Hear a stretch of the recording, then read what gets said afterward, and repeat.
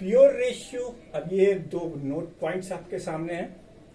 In note points में मैं आपको ये समझाना चाह रहा हूं कि प्योर रेशियो और pure number do not have any dimensions, such quantities are called dimensionless.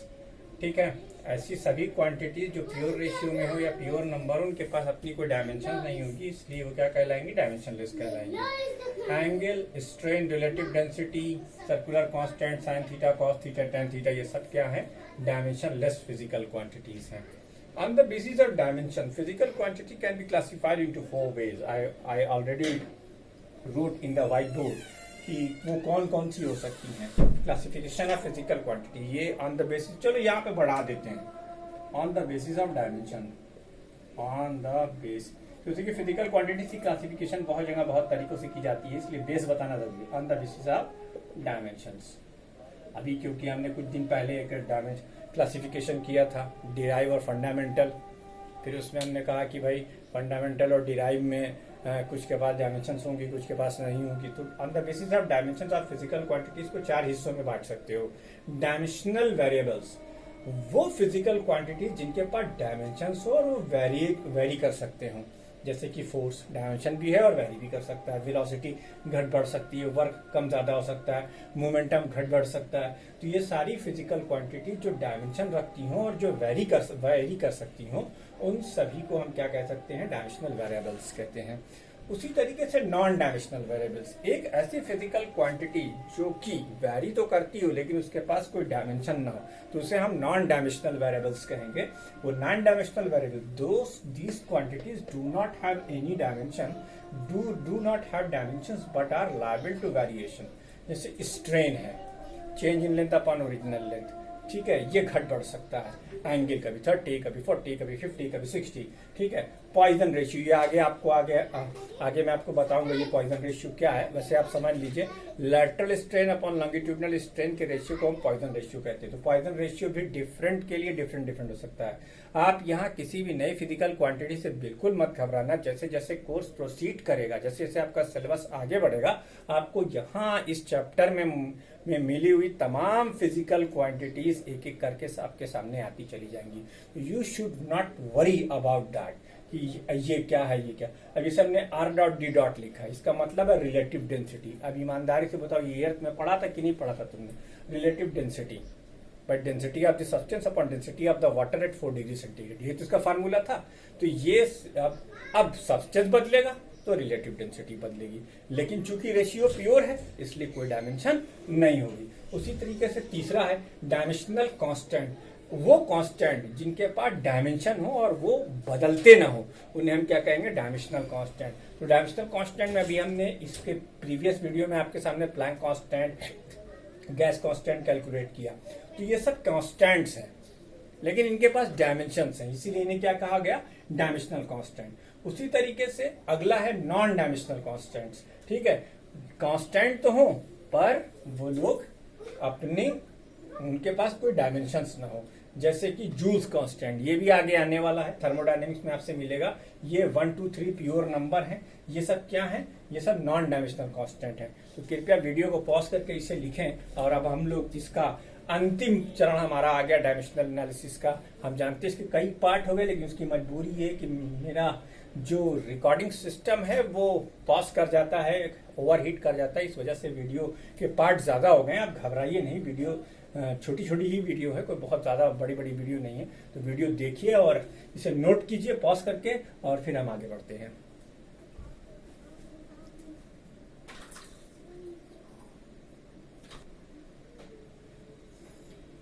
तो आगे बढ़ते हैं। तो एक नोट पॉइंट और आपके सामने लिखा हुआ है, डायमेंशनलेस क्वांटिटी में have unit, that is joule और एंगल। मतलब एक डायमेंशनल लेस क्वांटिटी है तो इसका यह मतलब नहीं उसके पास यूनिट ना हो। जैसे कि जूल एक डायमेंशनल लेस क्वांटिटी तो है, जूल कांस्टेंट, लेकिन उसके बाद उसकी यूनिट है। भाई यूनिट, जूल की यूनिट ही जूल है, जूल कांस्टेंट की यूनिट होती है, लेकिन वो डायमेंशन लेस है। एंगल भी ऐसा ही है, एंगल आर्क ओवर रेडियस होता है। तो ये डायमेंशन लेस फिजिकल क्वांटिटी की यूनिट तो हो सकती है, लेकिन एक यूनिटलेस क्वांटिटी के पास डायमेंशन नहीं हो सकती। अगर क्वांटिटी यूनिटलेस है तो फिर किसी भी हाल में डायमेंशंस नहीं होंगी। तो principle of homogeneity of dimensions हमारा अगला टॉपिक है। बच्चों, डायमेंशंस के टर्म्स में आप फिजिकल क्वांटिटी को तभी जोड़ और घटा सकते हो जब दोनों तरफ की डायमेंशन सेम हो। अगर इसको ऐसे समझो, जैसे आपने लिखा L और फिर आपने लिखा T, तो अगले स्टेप में आप ये बिल्कुल नहीं लिख सकते L plus T, no no no.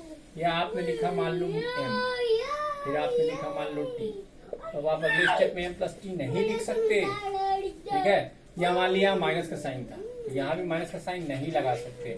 Only like dimensions are added and subtracted. इस प्रिंसिपल का सार, समरी, सारांश जो आप कहो वो यही है कि लाइक डायमेंशंस ही ऐड और सब्ट्रैक्ट की जा सकती है। मिसाल के तौर पर जैसे आप लेंथ की डायमेंशंस में लेंथ की डायमेंशन जोड़ोगे तो आपको यहाँ 2L नहीं लिखना है, आपको L ही लिखना है। जैसे आप मास की डायमेंशन में मास की डायमेंशन जोड़ोगे तो आपको यहाँ पर M ही लिखना है। अच्छा, माइनस भी करोगे तो भी आपको एक ही बार लिखना है। मतलब कोई बेवकूफ ये ना सोचे कि L प्लस L 2L हो जाएगा। नहीं भाई, डायमेंशनली ये चीज करेक्ट नहीं है। क्यों नहीं करेक्ट है? क्योंकि कि देखो, एक एग्जांपल देखो, इसी का एग्जांपल देखो, 3 मीटर प्लस माइनस 2 मीटर मान लो, है ना। तब तुम इसे क्या लिखोगे? 5 मीटर लिखोगे ना। न्यूमेरिकल वैल्यू ऐड की गई लेकिन डायमेंशन कॉमन ली गई। इसी तरीके से अगर लिखा हुआ हो 4 किलोग्राम प्लस या माइनस कर लो, इस बार माइनस समझ लेते हैं, 2 किलोग्राम, तो इसे तुम क्या लिखोगे? 2 किलोग्राम। देखो, यूनिट एक ही बार ली गई, तो चूंकि यूनिट से ही डायमेंशन निकलती है तो डायमेंशन भी एक ही बार ली जाएगी। तो only like dimensions are added and subtracted. इसका सीधा साधा मतलब ये होता है, तो पहले हम इसको लिख लें, only like dimensions that is same physical quantities, same units are added and subtracted. अच्छा, ये कानून यहाँ भी लागू होता है और ये कानून आगे हम पढ़ेंगे वेक्टर में भी लागू होगा। आगे हम पढ़ेंगे वहां वेक्टर में भी ये लागू होगा। तो same units are added and subtracted. इसी को हम अबाव प्रिंसिपल के फॉर्म में लिख लेते हैं। ये हमारे आगे बहुत काम आने वाला है। इसी वीडियो में इसके बाद वाले बोर्ड पर जो हम करने जा रहे हैं वो इसी प्रिंसिपल के बेस पर है और उससे क्वेश्चन बनेगा। ठीक है, क्या है कि एवरी इक्वेशन, इसका जो स्टेटमेंट है, every equation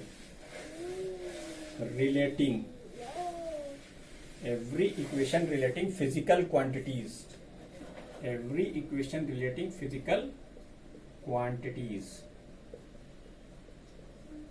every equation relating physical quantities must be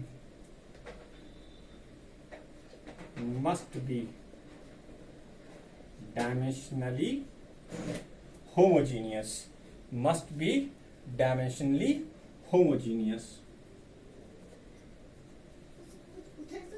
अगर कोई इक्वेशन डायमेंशनली करेक्ट है तो इसका यह मतलब होगा कि लेफ्ट हैंड साइड की डायमेंशन राइट हैंड साइड के डायमेंशन के बराबर होगी। Every equation relating physical quantities must be dimensionally homogeneous.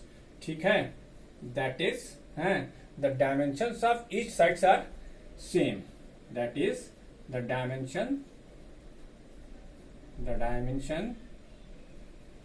Dimensions of each side of equation must be same। ये इस इक्वेशन का मतलब हुआ। ठीक है, यानी अगर डायमेंशंस लाइक नहीं है तो फिर ऐड और सब्ट्रैक्ट नहीं कर सकते। वीडियो को पॉज करके इसे नोट कर लीजिए।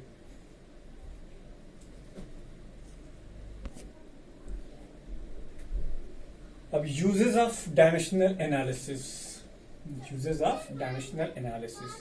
इसका पहला एप्लीकेशन हम to check the correctness of an equation. एक इक्वेशन करेक्ट है या नहीं, इस बात का पता करने के लिए हम principle of homogeneity of dimension का यूज करेंगे और देखेंगे कि अगर LHD यानी लेफ्ट हैंड डायमेंशन की वैल्यू राइट हैंड डायमेंशन के बराबर है तो हम कहेंगे इक्वेशन करेक्ट है या नहीं। चलो शुरुआत करते हैं। 9th में तुम्हारे द्वारा पढ़ा गया है इक्वेशन V = U + AT। अब देखते हैं ये डायमेंशनली करेक्ट है या नहीं है। तो डायमेंशन ऑफ LHD इसे आप ट्रिग्नोमेट्री में आइडेंटिटी प्रूफ करते थे 9th में, लेफ्ट हैंड डायमेंशन यानी डायमेंशन ऑफ, अब हम डिम का मतलब डायमेंशन है, डायमेंशन ऑफ v। v क्या है बेटा? वेलोसिटी। वेलोसिटी की डायमेंशन l t की पावर -1 है। अब आर एच डी में क्या लिखा हुआ है? आर एच डी में लिखा हुआ है dim of u plus A T. अगर तुम्हें याद हो तो u क्या है? इनिशियल वेलोसिटी, a क्या है? एक्सीलरेशन, और t क्या है? टाइम। लिखो बेटा इसकी डायमेंशन l t की पावर -1, ठीक है, प्लस a की डायमेंशन l t की पावर -2 इंटू t की डायमेंशन t हो गया, ठीक है। तो ये हो जाएगा l t की पावर -1 प्लस t की पावर -2 प्लस 1 यानी l t की पावर -1। तो भैया ये क्या हो गया? l t की पावर -1। देखो L H D R H D के बराबर है, एल एच डी की वैल्यू आर एच डी के बराबर है, hence equation is dimensionally correct, hence equation is correct, ठीक। और दूसरा चेक करते हैं, ठीक है। तरीका सीखो। तरीका नंबर 2, अगर कहा जाए S is equal to u t plus half a t, क्या ये डायमेंशनली करेक्ट है या नहीं? मेथड प्रोसीजर आपके सामने पता है, आप एल एच डी और आर एच डी लिखेंगे। अगर एल एच डी और आर एच डी बराबर आया तो करेक्ट, और नहीं बराबर आया तो करेक्ट नहीं होगा। जैसे एल एच डी अगर हम लिखें तो एल एच डी की वैल्यू क्या होगी? L H D dimension of S, ये क्या डिस्टेंस ट्रेवल्ड है यानी एल, काम खत्म, पल्ला झाड़ लो भैया। लेकिन आर एच डी से तो नहीं झाड़ पाओगे, क्यों? क्योंकि यहाँ तो सबकी डायमेंशन लिख के में करनी पड़ेगी। आर एच डी में dimension of you t plus half a T, तो डायमेंशन ऑफ यू टी यानी एल टी की power -1 into T plus 1/2 dimension less है, तो इसे हम क्या लिखेंगे? एक्सेलरेशन की डायमेंशन एल टी की पावर -2 और ये टी, तो देखो ये क्या हो गया? ये हो गया एल प्लस एल टी की पावर -1। अब ये है डिस्टेंस की डायमेंशन और ये है वेलोसिटी की डायमेंशन, दो डिफरेंट फिजिकल क्वांटिटीज हैं, इसलिए ये एड अप नहीं हो पाएंगी, तो आगे कोई रिजल्ट नहीं निकलेगा। तो L H D is not equal to R H D, ठीक। L H D is not equal to R H D. Video को पॉज करिए और ये दोनों एग्जाम्पल भी आप नोट करिए। अब ये दूसरी एप्लीकेशन है, to convert the unit of one system into the units of other system. बच्चों तुमने बहुत शुरू से देखा होगा, जैसे हम लिखते हैं 72 किलोमीटर पर आवर, ये क्या है भाई? स्पीड या वेलोसिटी। अब इसे तुम मीटर पर सेकंड में बदलने के लिए क्या करते हो? 1000 से ऊपर मल्टीप्लाई और 16 to 60 से नीचे मल्टीप्लाई, और ये मीटर पर सेकंड में आ जाता है, ठीक है। उसके बाद अगर तुम इसे चाहो और भी छोटा करना, जैसे मिलीमीटर में करना चाहो तो 1000 into 1000 divide by 16 to 60 millimetre पर सेकेंड। अब यहाँ ये एक सिस्टम ऑफ यूनिट है किलोमीटर पर आवर, ये एक दूसरा सिस्टम ऑफ यूनिट है मीटर पर सेकेंड, ये एक तीसरा सिस्टम ऑफ यूनिट है मिलीमीटर पर सेकेंड, ठीक है। अब ये हम डायमेंशनली कैसे करेंगे? ये तो आपके पास एक बहुत ही कॉमन सा एग्जाम्पल है, क्लास 8 से ही ये न्यूमेरिकल आपको करा दिया जाता है। लेकिन अब चूंकि हम बड़े हो गए तो हमारे पास डिफरेंट फिजिकल क्वांटिटीज भी आ गई, तो अब जब डिफरेंट फिजिकल क्वांटिटीज है तो हम आओ एक बेसिक फार्मूला बनाते हैं, late x is a physical quantity,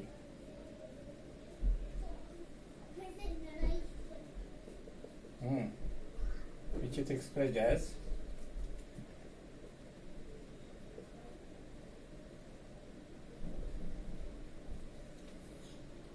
x is equal to n into u।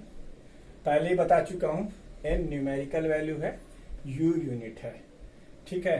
अब अगर डिफरेंट सिस्टम ऑफ यूनिट्स की बात की जाए तो यही x ऐसे एक्सप्रेस किया सकता है n1 u1, देखो n1 u1, फिर ये n2 u2, फिर ऐसे ही n3 u3। I hope you have a clear cut idea regarding to this procedure. ठीक है, अब मान लो कि यही x का जो n1 है इसमें m1 की a पावर, l1 की b पावर और t1 की c पावर इन्वॉल्व है। इसी तरीके से इसमें m2 की m1 m2 की a पावर, l2 की b पावर और t2 की c पावर इन्वॉल्व है। इसी तरीके से इसमें m3 की a पावर, l2 की b पावर और t3 की c पावर होगी। ये हम हवा में नहीं कह रहे। जरा देखो यहाँ किलोमीटर की पावर कितनी 1, r की पावर कितनी 1, यहाँ मीटर की पावर कितनी 1, सेकंड की पावर कितनी 1, यहाँ मिलीमीटर की पावर कितनी 1, सेकंड की पावर 1। तो इसका मतलब जब सिस्टम ऑफ यूनिट कन्वर्ट होगी, सिस्टम ऑफ यूनिट बदलेगा, तो जाहिर सी बात है कि डायमेंशन की पावर सेम रहेगी। ठीक है, डायमेंशन की पावर, यहाँ भी देखो a, यहाँ भी देखो a, यहाँ भी देखो a, यहाँ भी देखो b, यहाँ भी b और यहाँ भी b, यहाँ भी c, यहाँ भी c और यहाँ भी c। तो अगर एक सिस्टम ऑफ यूनिट को आप दूसरे सिस्टम ऑफ यूनिट पे कन्वर्ट करना चाहें, मान लो हम ये 2 को ले रहे हैं, तो अब देखो अगर हमें n2 की वैल्यू कैलकुलेट करनी है तो हम लिखेंगे n1 m1 अपॉन m2 की power a, l1 upon l2 की पावर l1 अपॉन l2 की पावर b और t1 अपॉन t2 की पावर c। ये मेथड होगा। अब वीडियो को पॉज करके इसे नोट करो, बहुत जल्दी से नोट करो, ताकि हम इसको 1-2 एग्जांपल्स के थ्रू बताएं, तब आपको अच्छे से समझ में आएगा।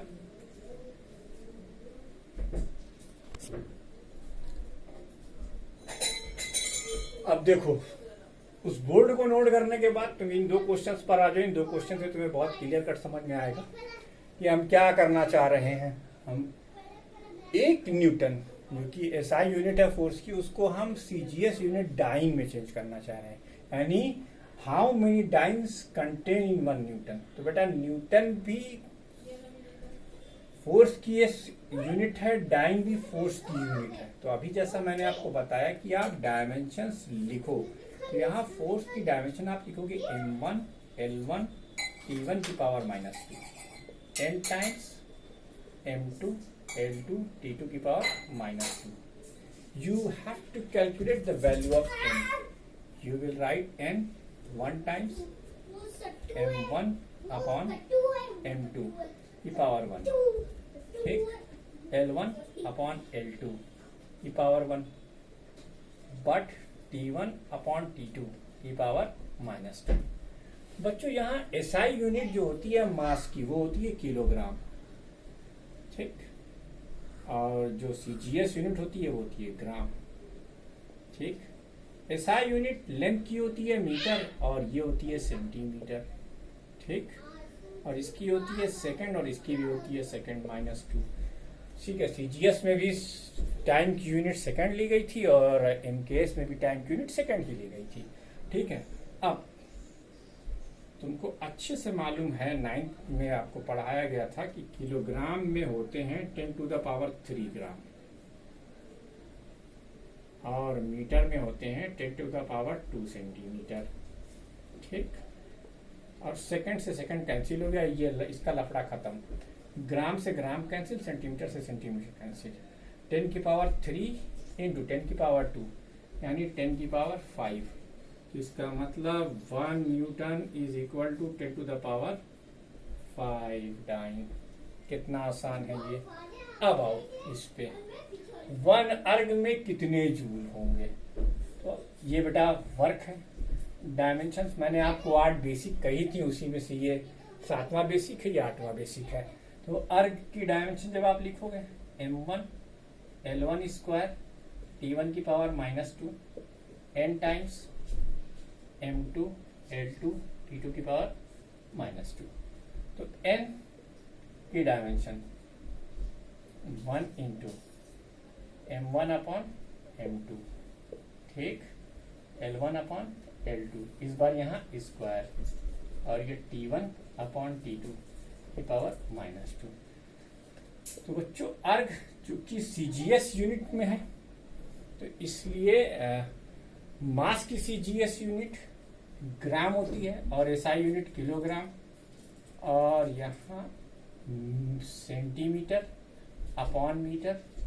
अच्छा, यहाँ भी सेकंड और यहाँ भी सेकंड, यहाँ स्क्वायर और यहाँ -2। तो ये तो फिर कट गया, ठीक है। लेकिन ये हर बार नहीं कटेगा, अंधे के हाथ बटेर मत लगवा देना कि हर जगह एस लिख के काट डाला आपने, नहीं तो काटा गया। ये दो स्पेसिफिक केस है, ठीक है। तो अब ये ग्राम को किलोग्राम में बदलने के लिए 10⁻³ किलोग्राम आ जाएगा, ठीक। ऐसे ही सेंटीमीटर को मीटर में बदलने के लिए 10⁻² मीटर आ जाएगा, ठीक। और सेकंड से सेकंड का लफड़ा खत्म है, किलोग्राम से किलोग्राम कैंसिल। अच्छा, ये -2 का स्क्वायर -4 -3 10⁻⁻7। तो 1 अर्ग में कितने जूल? 10⁻⁻7 जूल। मत जाना तुम भूल, ठीक है। ये दोनों एग्जाम्पल नोट करो।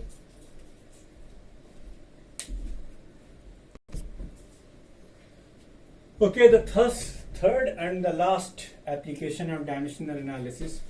मैं जानता हूँ आप काफ़ी बोर हो गए होंगे, लेकिन क्या करें, ये क्लास 11 की फिजिक्स है, थोड़ा तो लंबा लंबा लेक्चर होगा ही। और मैंने आपको लास्ट वीडियो में बताया भी था कि थोड़ा टेक्निकल प्रॉब्लम की वजह से भी वीडियो के पार्ट ज़्यादा हो जा रहे हैं। हालांकि अगर आप टोटल लेक्चर की टाइमिंग देखिएगा तो वो 1.25 से 1.5 घंटा आएगी। बहरहाल मकसद बताना भी है और बचाना भी। मैं आपको फिर सावधान करने के लिए आ गया। ये तीसरा एप्लीकेशन है डायमेंशनल एनालिसिस का, कि अगर कोई फिजिकल क्वांटिटी किस किस फैक्टर पर डिपेंड करती है, अगर ये हमें पता लग जाए तो हम एक फार्मूला बना सकते हैं डायमेंशनल एनालिसिस की मदद से। देखो, इसका एक एग्जांपल लेते हैं सब। इफ द टाइम पीरियड, ये बड़ा मशहूर एग्जांपल है। If the time period of simple pendulum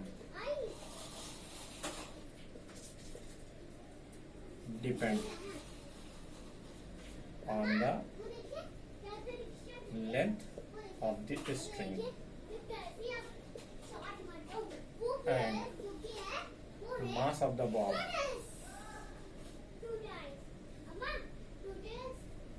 find the formula for time period। ये बहुत ही मशहूर एग्जांपल है, ठीक है।